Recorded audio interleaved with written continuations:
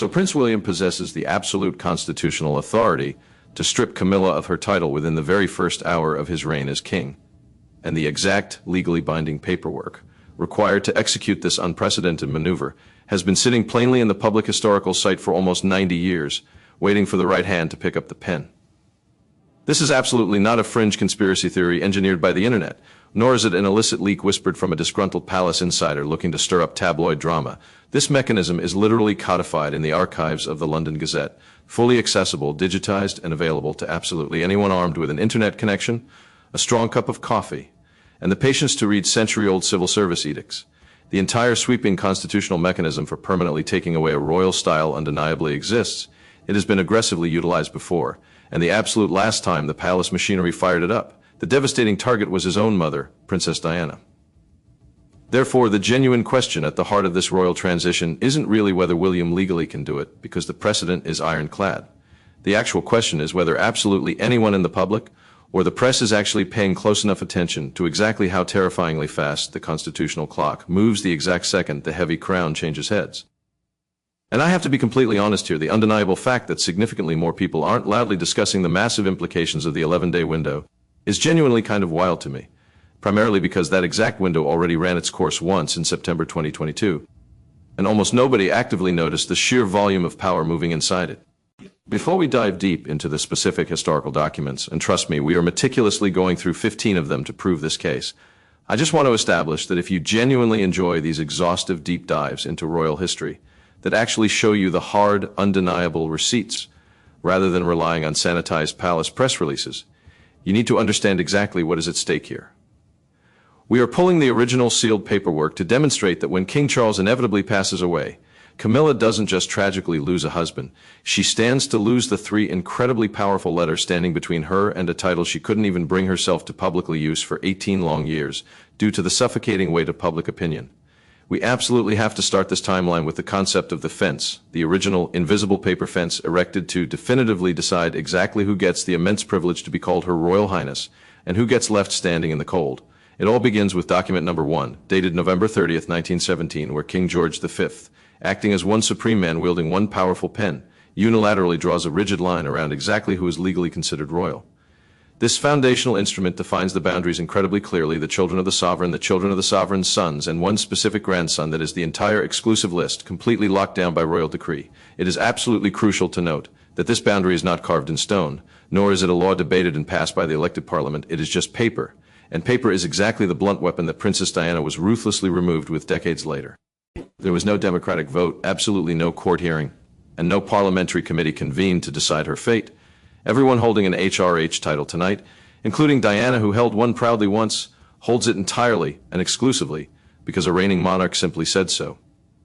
In the fairy tale summer of July 1981, that rigid paper fence was graciously opened up for a 20-year-old kindergarten assistant named Diana Spencer, allowing her to step into the ultimate aristocratic inner circle. Yet, exactly 15 grueling years later, that very same fence aggressively closed right behind her. And suddenly, shockingly, the mother of the future king was legally forced to curtsy to the very people who used to bow and curtsy to her. Absolutely nothing about the structural integrity of the 1917 fence had changed. The only thing that shifted was the specific hand resting on the gate. The underlying historical question was absolutely never whether a royal style could legally move or be revoked. It was always entirely about who holds the sovereign pen. And in the tumultuous year of 1937, one specific holder of that pen proved this terrifying absolute power in the absolute harshest, most humiliating way you could possibly imagine. Document number 2, dated May 27th, 1937, is arguably the single cruelest, most vindictive legal document resting in the entire royal archive. Following his scandalous abdication, Edward VIII is formally created the Duke of Windsor, and is explicitly permitted to keep his coveted style of royal highness. But in the very same document, in the very next breathtakingly cold clause, it dictates that his wife, Wallis Simpson, and any potential descendants they might have, absolutely do not receive that style. I want you to deeply think about the mechanics of that for a second. Within one single document, sealed by one single signature, a man legally keeps his royal style, and the woman he sacrificed the throne to marry is coldly, permanently written out of royal status in the very next sentence. I refer to this devastating precedent as the same page clause, and it is undoubtedly the single most useful, lethal legal precedent in this entire unfolding story. Yet almost nobody outside of constitutional scholars has ever heard of it. Here is exactly why this obscure 1937 document matters infinitely more than anything else. Once a reigning monarch has executed this maneuver once, it instantly becomes settled constitutional law, meaning the sovereign can absolutely do it again without any legal friction. There is absolutely no avenue for an appeal, there is no high court that can overturn it, and there is no public vote to stop it, which is exactly precisely how the brutal palace machinery reached Diana 59 years later. One single sheet of parchment, one heavy wax seal, one agonizing week, and the absolute most famous beloved woman in the entire world was no longer legally considered Her Royal Highness. Wallis Simpson never held an HRH for a single day of her controversial life, and subsequently spent 35 bitter years watching entire rooms curtsy respectfully to her husband and completely ignore her. Diana famously spent her final tragic year on earth doing exactly that humiliating routine at her own son's school events, stripped of the dignity she had carried for over a decade. So whenever any royal commentator confidently tells you that stripping Camilla's title could never legally be done, the undeniable answer already exists. It is dated, heavily sealed, and permanently published for the historical record. It simply hasn't been aggressively pointed in that specific direction for 89 years. Furthermore, an instrument that possesses the power to brutally withhold a style can also miraculously create one out of thin air, which brings us directly to document number 3, dated October 22, 1948, where the sovereign pen was generously pointed back the other way. King George VI officially issues new letters patent explicitly so that Princess Elizabeth's impending children will be born holding the style of Royal Highness. Under the strict rigid rules of the 1917 decree, her children absolutely wouldn't have legally qualified for the status because Elizabeth was merely a daughter, not a son of the sovereign. So, the rule was instantly, seamlessly changed, absolutely not by an act of parliament, not by the ruling of any high court, but simply by a fresh, newly inked instrument issued mere weeks before Prince Charles was even born. The 1917 document built the restrictive fence. The 1937 document callously pushed a woman completely outside of it. The 1948 document lovingly pulled a newborn child safely inside it. And the specific child pulled inside the safety of that fence in 1948 was Charles, the very man who, 48 years later, stood coldly on the other side of the exact same legal instrument that pushed his ex-wife Diana out into the cold.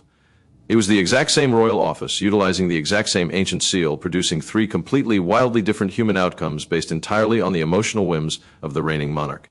The royal fence is absolutely not a fixed law of nature. It is a highly fluid, entirely subjective decision, renewed, edited, or destroyed by whoever happens to wear the heavy crown. In 1996, that lethal weapon was aimed directly at Diana, which brings us inevitably to the specific legal instrument that millions of people actually watched happen with their own eyes in real time. Document number 4 is the absolute hinge of this entire narrative, dated August 21, 1996, which I call the 7-day removal.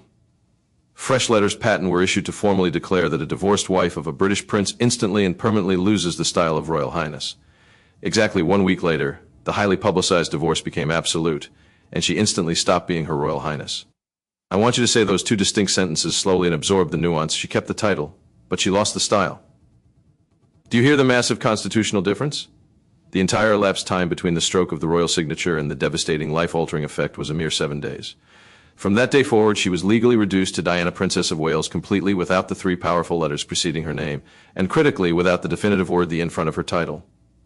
She was 36 years old, the devoted mother of the next 2 future kings of England, and yet there was absolutely no court hearing to defend herself, no democratic vote, absolutely no requirement for her personal consent, and you need to get this, because absolutely everything that happens next depends entirely on it. It happened within living memory to the absolute most famous, photographed woman in the entire world, and the British country completely absorbed the shock of it in just 1 week.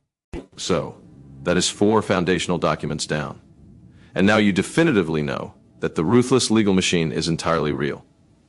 It built the initial fence, it aggressively pushed a woman out, it protectively pulled a child in, and it coldly stripped 3 vital letters off the mother of a future king in the blink of an eye. There are 11 documents left to examine, and absolutely everything now is entirely about what will happen when the sovereign pen inevitably changes hands and falls into William's grip. I urgently want to get to document number 10, which outlines the hypercritical 11-day window that will ultimately decide whether any of this explosive retaliation happens before Charles's funeral even takes place. But first, we must analyze documents 5 through 8, because there is a massive, widely documented promise resting on the public record from 2000, and 5 made specifically about Diana's replacement that most of the general public has completely and utterly forgotten.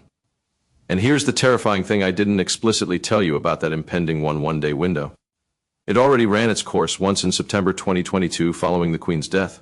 And almost nobody outside of elite constitutional circles noticed exactly what massive power was silently shifting inside it.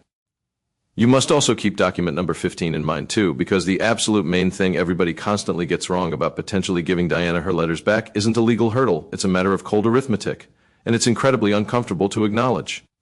Document number 5, dated February 10th, 2005, is the broken promise that set the stage for all of this modern tension.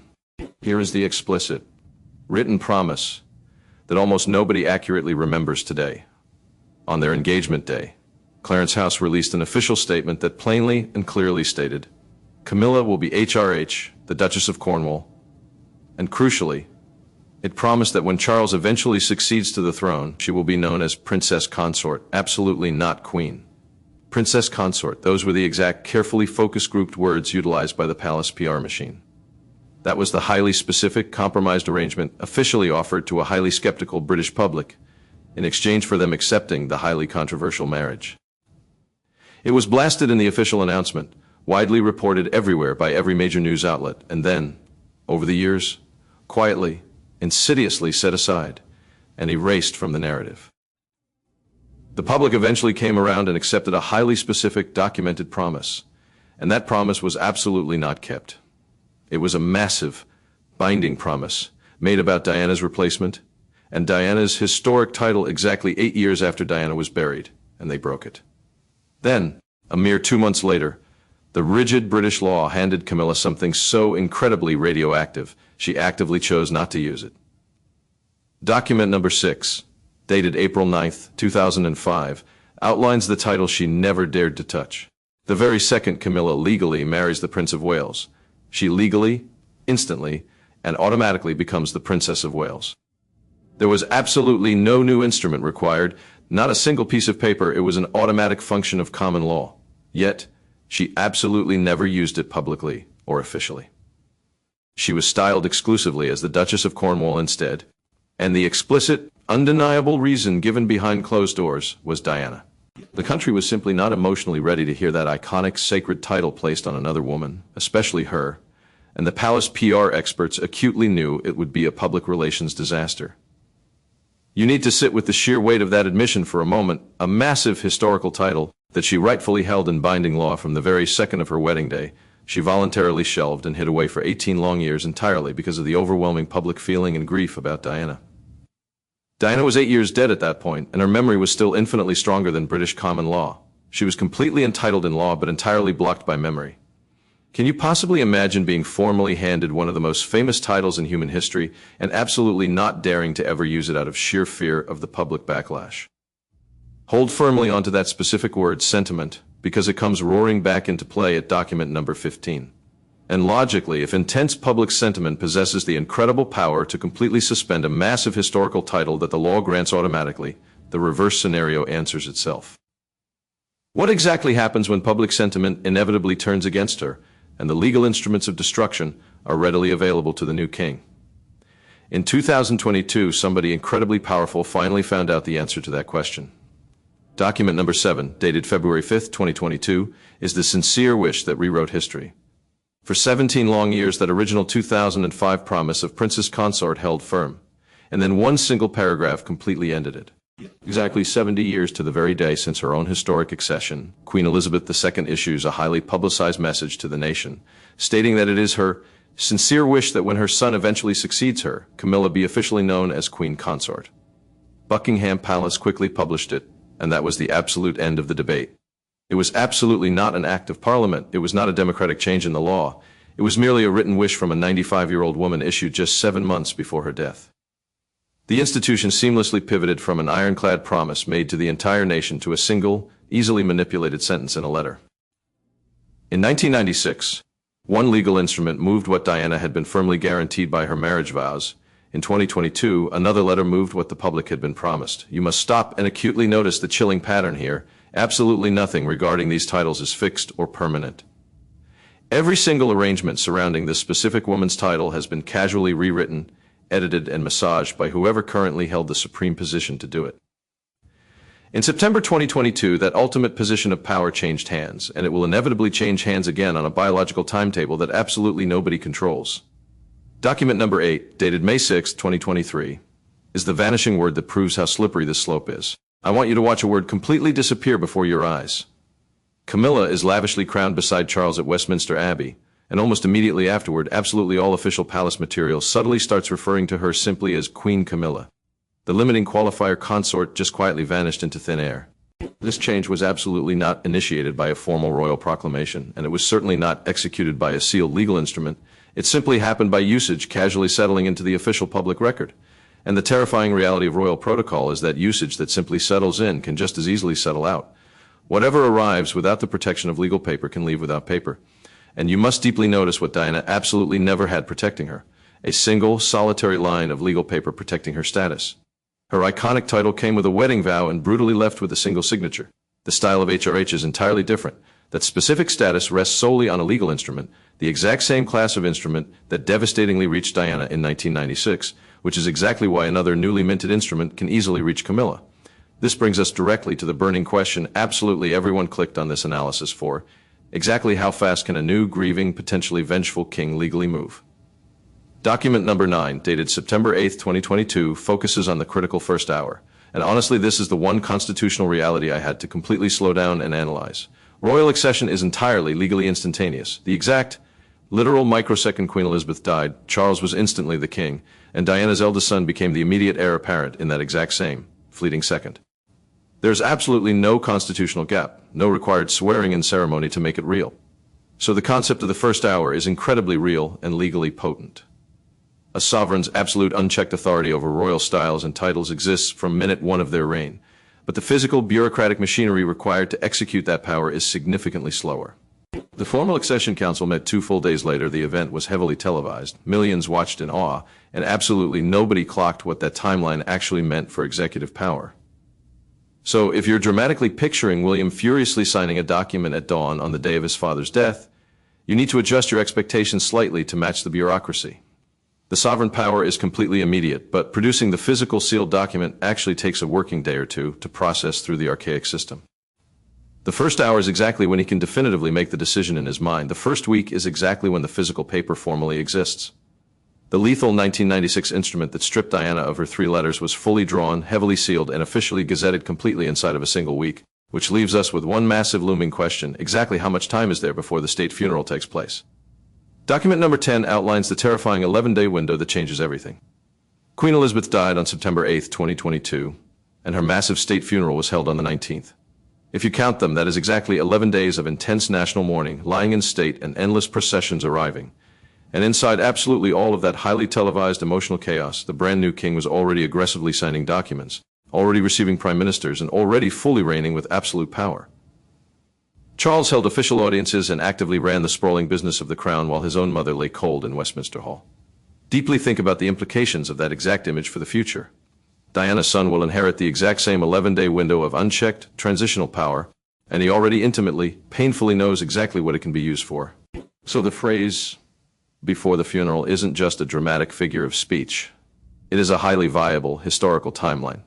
It already happened once before on a strict timetable that absolutely anyone can verify and check, and absolutely everything required to strip a title perfectly fits inside it, with plenty of room to spare for the ink to dry.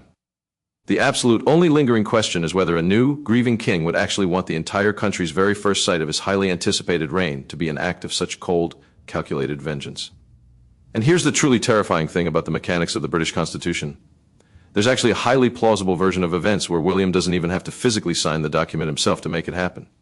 That is where document number 11 comes into play. We are 10 documents down, all meticulously dated, all fully published, all sitting quietly in the archives where absolutely anyone can find them. The first 10 decisively prove that the ruthless machine exists. The last 5 show exactly where it logically goes next. And that is exactly where Diana's erased name comes roaring back into the permanent historical record. You just have to follow the journey of one single sheet of paper. Documents 11, 12, and 13 essentially track one single document at 3 distinct, critical stages. Exactly who signs it, exactly where it becomes legally real, and exactly where the entire country finally reads it. A single sheet of paper exactly like it successfully made that exact devastating journey in August 1996 with Diana's name printed on it. Then, document number 14 represents the one absolute unbreakable limit on a king's unchecked power. And finally, document number 15 is the one crucial thing absolutely everybody constantly gets wrong about restoring Diana's legacy. The massive piece of the puzzle I've strategically held back until now is this. The ultimate obstacle to this entire maneuver isn't the palace courtiers, it isn't the British Parliament, it's a specific, unchangeable date. Document number 11, dated December 2022, introduces the hand that signs. Stage 1 of this process is identifying the hand that physically signs the instrument, and in late 2022, Parliament very quietly widened that pool of eligible hands. The Councillors of State Act officially added Princess Anne and Prince Edward to the highly exclusive list of royals who can legally act on behalf of the sovereign if he is incapacitated or occupied. Look very closely at exactly who that newly empowered person is. Anne, the fiercely loyal, deeply pragmatic woman who immediately drove to Balmoral the dark, tragic night Diana died and stayed steadfastly with the traumatized boys. Of absolutely everyone operating in that massive gilded building, she is undeniably the least likely to be overly sentimental or forgiving about this specific issue, and she is widely considered to be William's absolute closest, most trusted ally within the firm. Now, I perfectly know what the constitutional skeptics are thinking right now. Councillors of state can only legally act under highly specific, limited authorization, and the absolute biggest, most impactful constitutional acts must strictly stay with the sovereign personally. But the undeniable fact that Parliament actively reached into the machinery and aggressively edited the rules at the exact precise moment a brand new reign began loudly tells you that the ancient machinery is absolutely not frozen in time. It was ruthlessly edited against Diana in 1996, it was quietly edited again in 2022, and it gets edited absolutely whenever somebody with enough power desperately wants it edited. That is stage 1, securing the hand that signs. Now you must follow the paper trail to the terrifying stage 2. Document number 12 brings us to the Crown Office, which is the exact bureaucratic place where mere paper becomes legally binding reality. This is exactly where Diana's good name went to die. Letters patent absolutely aren't a casual email or a press release. They must physically, legally pass under the great seal of the realm, meticulously prepared through the Crown Office as a highly physical, heavily sealed historical document, which is exactly why absolutely nothing of this magnitude ever happens by a simple palace press release. There have been 29 long years of endless, exhausting whisper and speculation about Diana, but the one single thing that actually fundamentally changed her life was a sealed, archaic sheet of paper. Empty rumors absolutely can't be legally filed in the archives. A sealed, signed instrument can. In the sweltering heat of August 1996, a single devastating sheet went smoothly through that exact office, took that heavy wax seal, and by the exact time it emerged on the other side, Diana was absolutely no longer Her Royal Highness. I want you to deeply picture the actual mundane reality of that afternoon. A bored, low-level clerk sitting in a drab government building in London, melting red wax, applying a heavy metal press over a royal signature that was already dry, absolutely no grand ceremony, absolutely nobody watching the tragedy unfold. It took mere minutes. Somewhere deep in the dusty files of that unremarkable building is the exact permanent record of the few fleeting minutes it took to permanently end the most famous woman in the entire world's fundamental right to be respectfully called Royal Highness. And the bureaucratic man who physically executed the process had likely never even met her. That is stage 2, the application of the seal. And once a document legally possesses that seal, there is only one more place it absolutely has to go to become final. Document number 13 brings us to the London Gazette, the ultimate undeniable public record. Stage 3 is the exact moment where the entire country officially reads the verdict. Letters patent are legally required to be published in the London Gazette to take effect. The foundational 1917 instrument is permanently archived there. The devastating 1996 one is archived there. Absolutely anyone can log on and read them tonight. And I promise you, once you have actually read the 1996 entry, that incredibly cold single sentence completely erasing Diana, written in the flattest, most emotionless civil service English imaginable, you will absolutely never hear the archaic words, letters patent, the exact same way ever again. I highly encourage you to go and find it in the archives. It is exactly 4 lines long. There is absolutely no emotion, zero explanation, and no respectful acknowledgement of exactly who she was or what she meant to the nation. You have to wonder, were her 2 young boys peacefully asleep upstairs while it was being coldly drafted? 4 brief lines of text, and a woman permanently lost the prestigious name she had proudly carried for 15 years, and absolutely nobody in the establishment has ever gone back and added a single apologetic word to that record. So, the inevitable day this massive retaliation happens, it will appear exactly in the Gazette, in the exact same prestigious journal, utilizing the exact same archaic form as the one that brutally removed Diana's 3 letters. Read these next 3 lines incredibly slowly and let the symmetry sink in. Same historical journal, same exact instrument class, moving in the exact opposite direction. So, that is 4 foundational documents down. And now you definitively know that the ruthless legal machine is entirely real. It built the initial fence, it aggressively pushed a woman out, it protectively pulled a child in, and it coldly stripped 3 vital letters off the mother of a future king in the blink of an eye.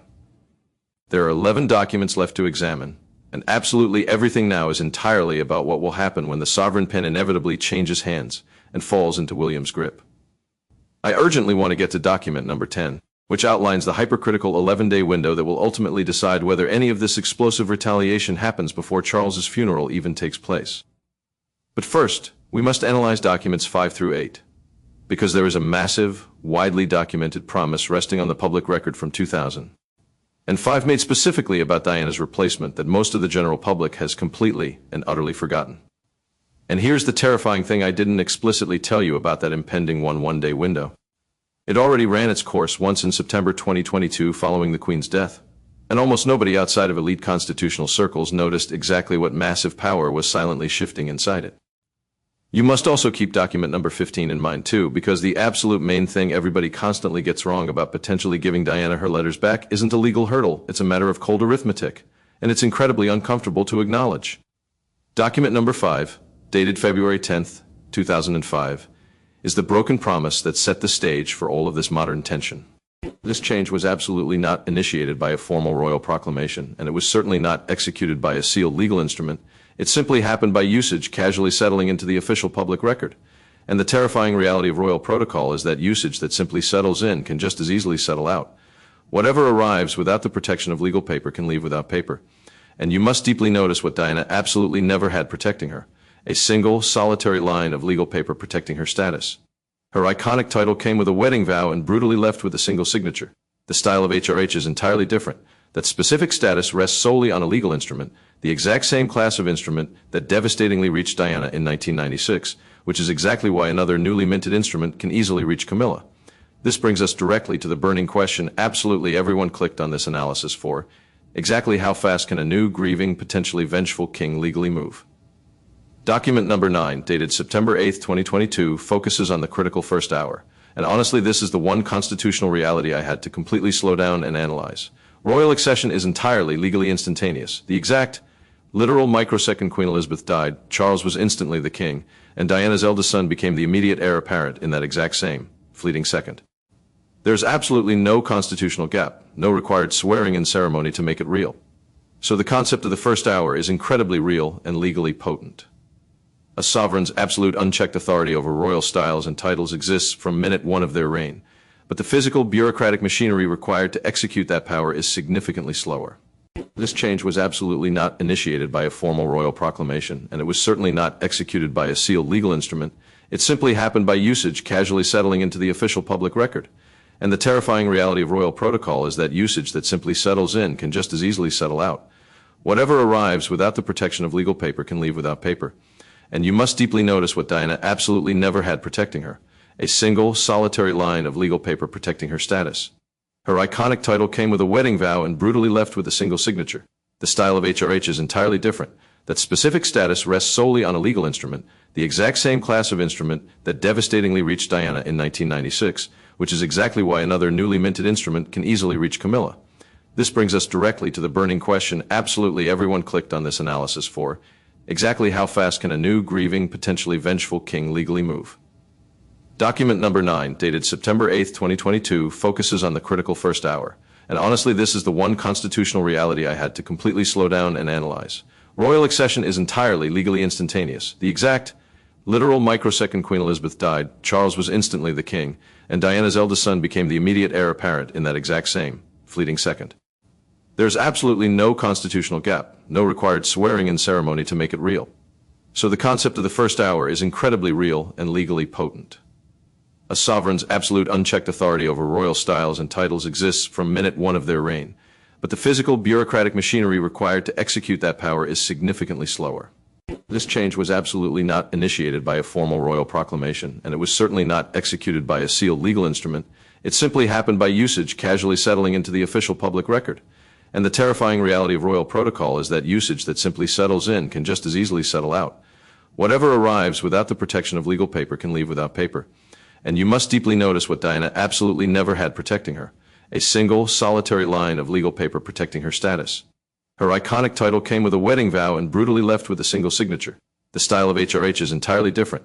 That specific status rests solely on a legal instrument, the exact same class of instrument that devastatingly reached Diana in 1996, which is exactly why another newly minted instrument can easily reach Camilla. This brings us directly to the burning question absolutely everyone clicked on this analysis for: exactly how fast can a new, grieving, potentially vengeful king legally move? Document number 9, dated September 8, 2022, focuses on the critical first hour. And honestly, this is the one constitutional reality I had to completely slow down and analyze.